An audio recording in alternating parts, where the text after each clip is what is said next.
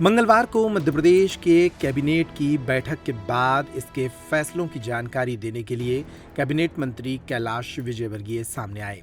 उन्होंने बताया कि प्रदेश की कैबिनेट ने कई अहम फैसले लिए हैं। इसमें 30,77,000 करोड़ रुपए के निवेश जमीन पर उतारने की प्लानिंग की गई है। निवेश प्रस्तावों की सभी प्रमुख सचिव हर सप्ताह समीक्षा करेंगे। मुख्यमंत्री हर 2 महीने में इनकी समीक्षा करेंगे। उन्होंने कहा कि गेहूं पर 175 रुपए बोनस देने को भी मंजूरी दे दी गई है और अब प्रदेश में किसानों का गेहूं 26 रुपए प्रति क्विंटल के हिसाब से खरीदा जाएगा। उन्होंने बताया कि 30 मार्च से जय गंगा जल संवर्धन अभियान भी चलाया जाएगा। कैबिनेट में लिए गए इन फैसलों के बारे में कैलाश विजयवर्गीय ने क्या क्या बताया, वो सुनिए।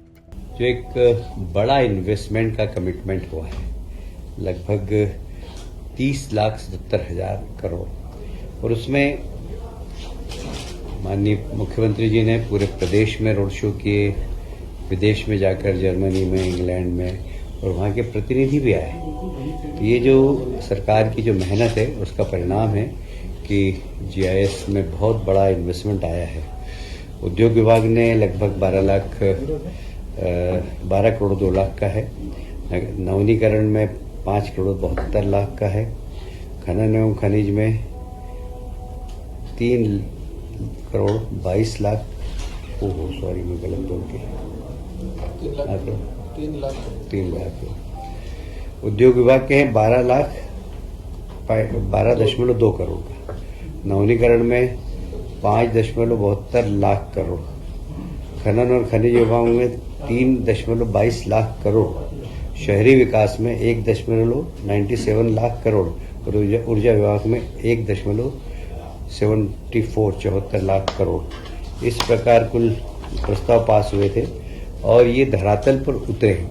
इसके लिए माननीय मुख्यमंत्री ने निर्देश दिए हैं कि सारे प्रमुख सचिव हर सप्ताह में अपने अपने विभाग की समीक्षा करें और माननीय मुख्य सचिव 7 दिन में और माननीय मुख्यमंत्री जी मुख्य सचिव 1 दिन में महीने भर में और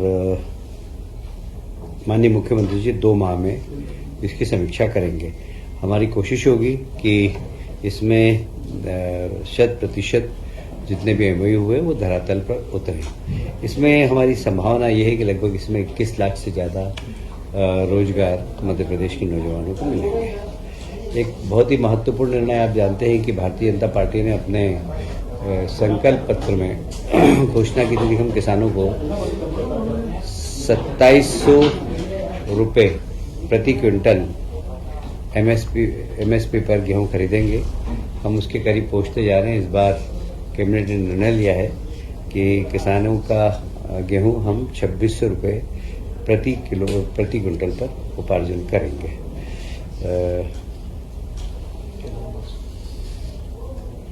उपार्जन कार्य 15 मार्च से प्रारंभ हो जाएगा। उसी प्रकार धान उपार्जन, हमारे यहाँ धान 3-4 जिलों में बहुत अच्छी होती है, तो उनको भी 4,000 प्रति माह प्रोत्साहन राशि प्रति हेक्टेयर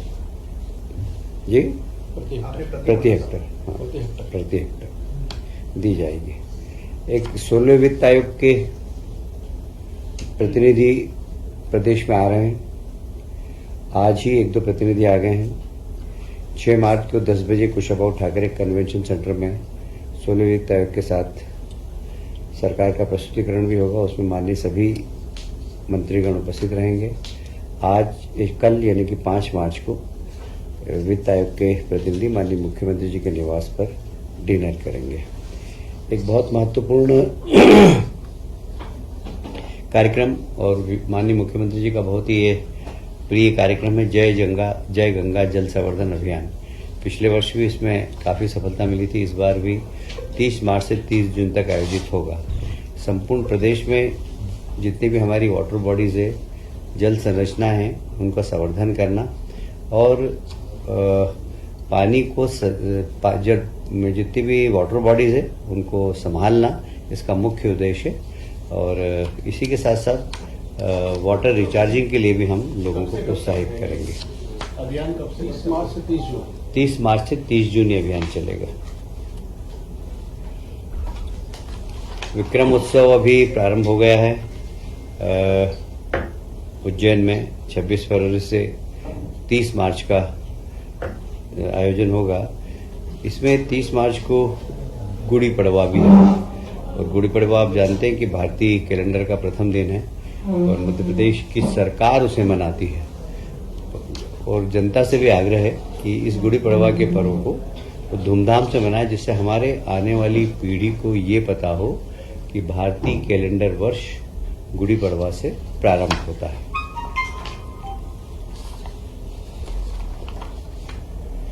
आप सब जानते हैं कि जैसे ही माननीय मुख्यमंत्री ने शपथ ली थी, वैसे ही 1 महीने तक किसानों के सीमांकन पटांकन के कार्यक्रम एक अभियान की तरह चलाए थे। अब इसको पूरे को डिजिटलाइजेशन कर रहे हैं और इसीलिए आज इस प्रस्ताव को मंजूरी दी है डिजिटलाइजेशन को। इसमें 138.41 करोड़ रुपए का प्रावधान है। हम इसमें खुली निविदा आमंत्रित करेंगे और पूरे प्रदेश में जितनी भी किसानों की जमीन है या कोई सी भी जमीन है उसका डाटा कलेक्शन कर लेंगे। हमने जिले बनाए हैं, छिंदवाड़ा से हटाकर पांडुना। अब पांडुना में वन विभाग का एक नया मंडल प्रारंभ कर रहे हैं, इसकी भी आज कैबिनेट ने स्वीकृति प्रदान की है।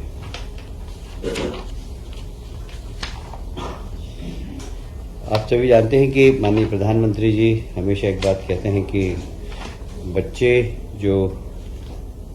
उनका जो बच्चा होता है आंगनवाड़ी का, उसकी जो बचपन के दिन होते हैं 1000 और वो आंगनवाड़ी में पढ़ता है, वहाँ पर ही अगर उसको संस्कार दे दिए जाएँ, अच्छी खिलाई पिलाई कर दी जाए तो वह एक अपने जीवन में अच्छा बनता है। तो आज एक निर्णय लिया गया है कि आंगनवाड़ी की जितने भी कार्यकर्ता हैं उन कार्यकर्ताओं को प्रशिक्षण देने का, और उस प्रशिक्षण के माध्यम से वे बच्चे जो छोटे हैं उन्हें सामान्य ज्ञान देना, शिक्षा के प्रति उनकी रुचि पैदा करना। तो इन सब के लिए आंगनवाड़ी कार्यकर्ताओं को एक प्रशिक्षण देकर उनका एक दृष्टिकोण बनाएंगे कि इन बच्चों का किस प्रकार विकास करना चाहिए, क्योंकि आंगनवाड़ी कार्यकर्ता उसको एक सरकारी नौकरी की तरह नहीं करे, इस प्रकार करें कि हमारे बच्चे हैं और हमें इन्हें संस्कार देना और हमें शिक्षा के प्रति आकर्षित भी करना है। तो वहाँ पर बच्चों के जो छोटे छोटे खेल होते हैं वो भी, और यह केंद्र प्रवर्तित आंगनवाड़ी पोषण 2.0 योजना के अंतर्गत पोषण भी और पढ़ाई भी, इसके अंतर्गत इस कार्यक्रम को लिया गया है। इसमें परियोजना विकास अधिकारी और T3 जो कार्यकर्ता है उन सबको मास्टर टीचर बनाना, ये इसका उद्देश्य हो गया जी। टीएनसीपी का एक एक्ट था, क्या वो विधानसभा